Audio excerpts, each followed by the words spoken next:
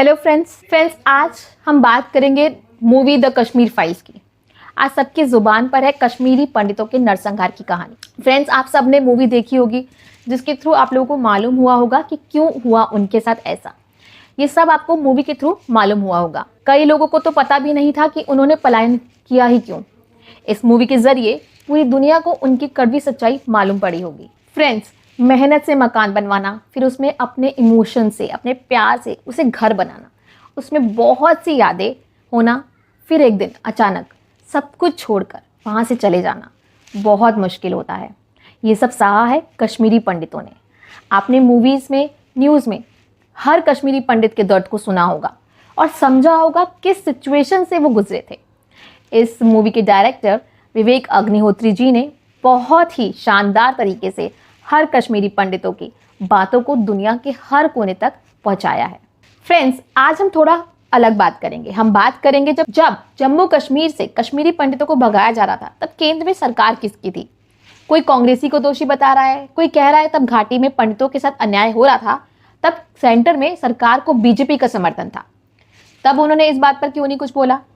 इस पूरे मामले में बार बार एक ही नाम आ रहा है, वो है जगमोहन मल्होत्रा का। उनका ही जिक्र क्यों हो रहा है। और तब केंद्र और राज्य में सरकारें किसकी थी। कश्मीर फाइल्स आने के बाद इन मुद्दों पर, इन टॉपिक्स पर लगातार बात की जा रही है। तरह तरह के तर्क दिए जा रहे हैं, लेकिन फैक्ट क्या है, क्या सही है, क्या गलत। आज के इस वीडियो में हम यही जानने की कोशिश करेंगे। आइए वीडियो को स्टार्ट करते हैं।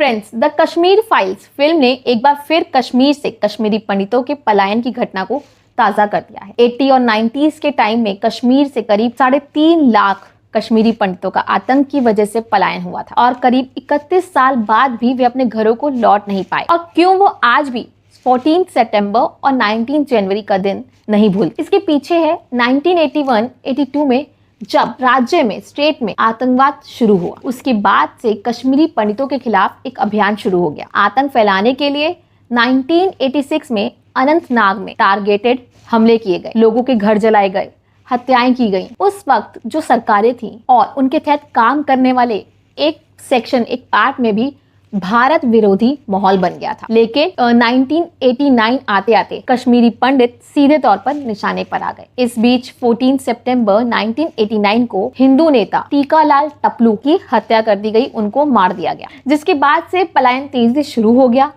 कश्मीरी पंडित इसीलिए टपलू की हत्या के दिन को ही शहीद दिवस मनाते हैं। फ्रेंड्स, जम्मू कश्मीर में जब कश्मीरी पंडितों को मारा जा रहा था या जब उन्हें वहां से भगाया जा रहा था, तब राज्य और केंद्र में किसकी सरकारें थी, तब हुआ क्या था, इसे समझना होगा। ये किसी एक दिन या साल की बात नहीं है। फ्रेंड्स, कश्मीरी पंडितों के बुरे दिनों की शुरुआत 14 सितंबर 1989 से हुई थी। तब वहां के सीएम थे फारूक अब्दुल्ला। भाजपा के राष्ट्रीय दल के सदस्य और वकील कश्मीरी पंडित तिलक लाल टपलू के जेकेएलएफ ने हत्या कर दी। इसके बाद जस्टिस नीलकांत गांजू की भी गोली मारकर हत्या कर दी गई। उस दौर के अधिकतर हिंदू नेताओं की हत्या कर दी गई। उसके बाद 300 से ज्यादा हिंदू महिलाओं और पुरुषों की आतंकियों ने हत्या कर दी। ये चंद नाम हैं। इसके बाद एक लिस्ट तैयार की गई कश्मीरी पंडितों को मारने के लिए और धीरे धीरे उनकी हत्या होने लगी। अखबारों में एडवर्टीजमेंट छपने लगे, पंडितों को कश्मीर छोड़ने के लिए कहा जाने लगा। कश्मीरी पंडितों के घर के दरवाजों पर नोट लगा दिया गए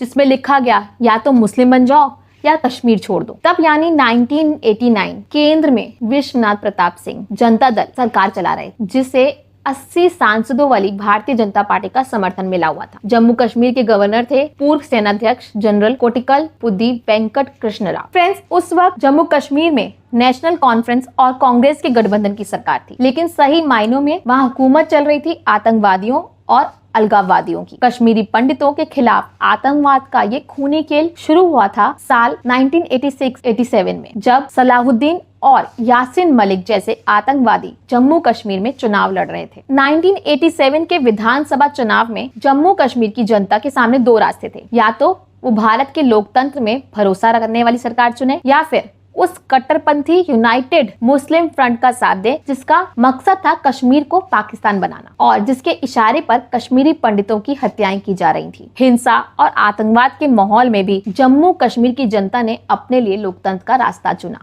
फारूक अब्दुल्ला जम्मू कश्मीर के मुख्यमंत्री बने और उसके बाद जो कट्टरपंथी थे, उन्होंने कश्मीर की आज़ादी की मांग करी। फ्रेंड्स, शुरुआत से ही कश्मीर नीति, सेक्शन 370 और जज के हत्यारे यासिन मलिक को इतनी तवज्जो देना कि पीएम मनमोहन सिंह से मिला दिया गया। ऐसे में बीजेपी के विरोधियों ने कश्मीर के उस दौर के गवर्नर जगमोहन मल्होत्रा पर उंगलियां उठाना शुरू कर दिया जब वो जिंदा नहीं है। आखिर कश्मीर का सच क्या है? क्या वाकई जगमोहन जिम्मेदार हैं? अगर हैं तो कश्मीरी पंडितों के संगठन उन्हें अपना रक्षक क्यों मानते हैं? फिर क्यों अमित शाह सेक्शन 370 को हटाने के बाद उनसे मिलने गए थे? Friends, Jagmohan Malhotra civil services के ऑफिसर थे। कश्मीर से पहले दिल्ली की कायापलट इन्होंने की थी। दिल्ली में मेट्रो लाने का आइडिया भी उन्हीं का था।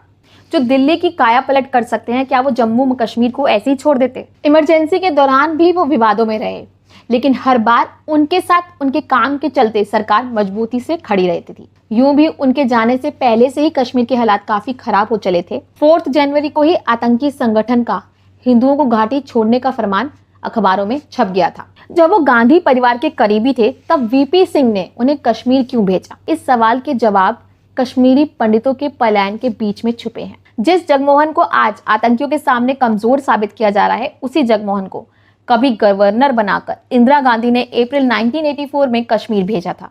आप जगमोहन मल्होत्रा की हिम्मत इस बात से बखूबी लगा सकते हैं कि जब गुलाम मोहम्मद शाह ने साउथ कश्मीर में हिंदुओं के खिलाफ दंगे भड़काए, तब एक प्राचीन मंदिर के अंदर मस्जिद बनवा दी गई थी। तो उनकी सरकार को 2 साल भी पूरे नहीं हुए और राजीव गांधी से कहकर 6 मार्च 1986 को उन्होंने उसकी सरकार भी गिरवा दी थी। उस दौरान केंद्र सरकार का पूरा सहयोग था जगमोहन के साथ, और जब वीपी सिंह की सरकार आई तो उनके पास सरकार का कोई सहयोग ही नहीं था और वीपी सिंह की सरकार को ही नहीं मालूम था कि कश्मीर में चल क्या रहा है। वैसे भी जगमोहन को फिर से गवर्नर बनाकर कश्मीर बुलाने के पीछे मुफ्ती की मंशा थी।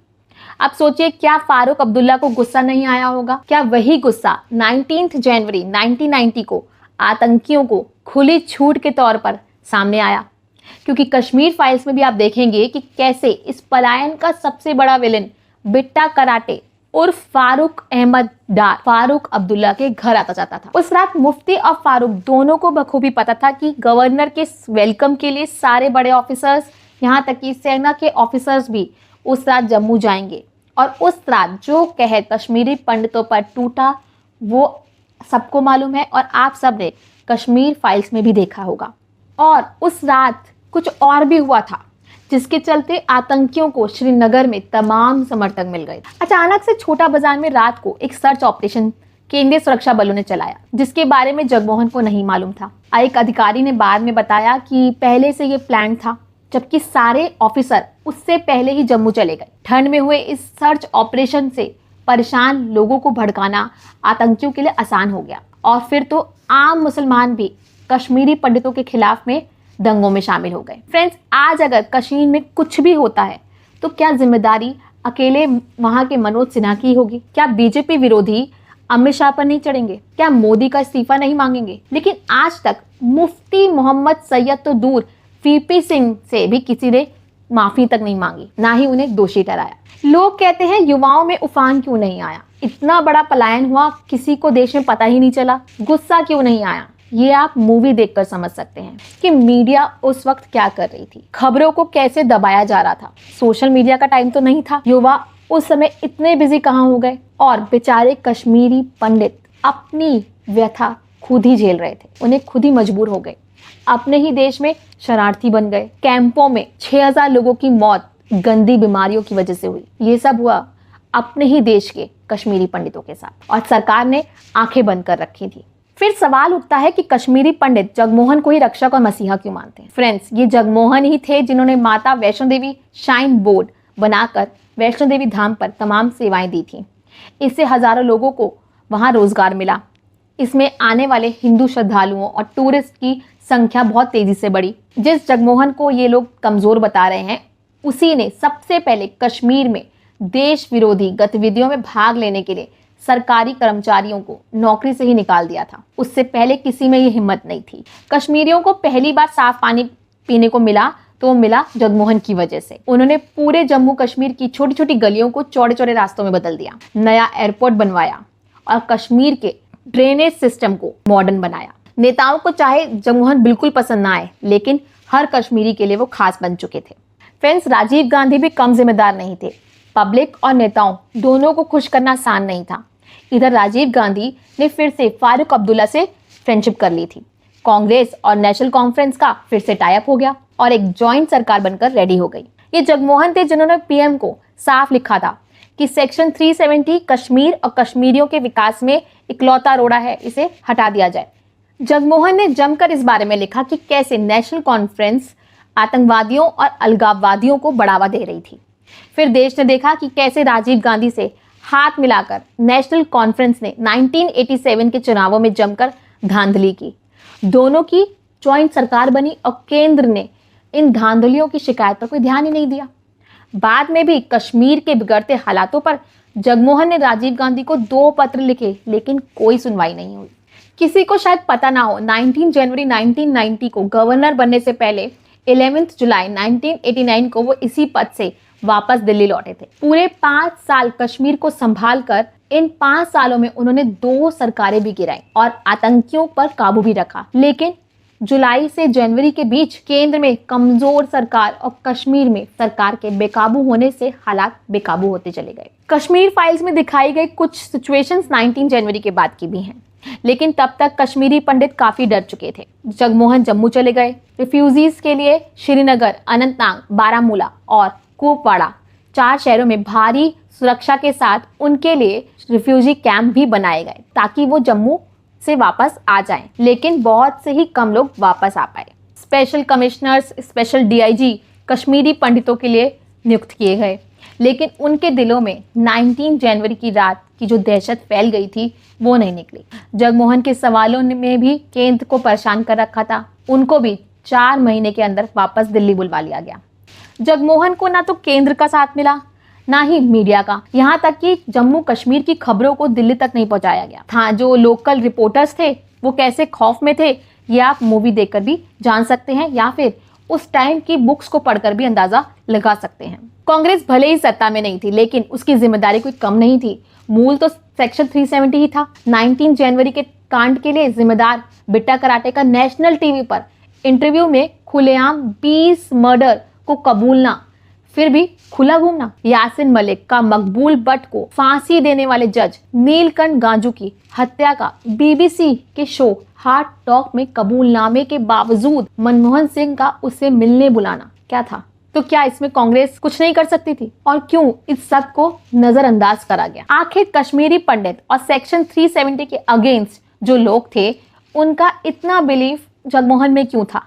क्योंकि सब जानते हैं सेक्शन 370 को हटाने की जो वकालत थी वो सबसे ज्यादा जगमोहन ने की थी। कश्मीरी पंडितों की हेल्प भी जगमोहन ने की थी और वो कश्मीरी पंडित लोग इस बात को अच्छे से जानते हैं और इसलिए वो जगमोहन मल्होत्रा को अपना रक्षक और मसीहा मानते हैं। तो फ्रेंड्स, अगर तब सरकार एक्शन ले लेती तो इतना बड़ा नरसंहार ना हुआ होता। तो ये था आज का वीडियो कि क्यों सोई हुई थी तब की सरकार, क्यों उंगलियां उठाई जा रही हैं जगमोहन मल्होत्रा के ऊपर, क्यों मानते हैं कश्मीरी पंडित जगमोहन मल्होत्रा को अपना मसीहा। तो आज के इस वीडियो में हमने जाना। आने वाले वीडियो में हम बात करेंगे सेक्शन 370 के बारे में कि क्यों हटाया गया और क्या था सेक्शन 370। तब तक के लिए बी सेफ, स्टे होम।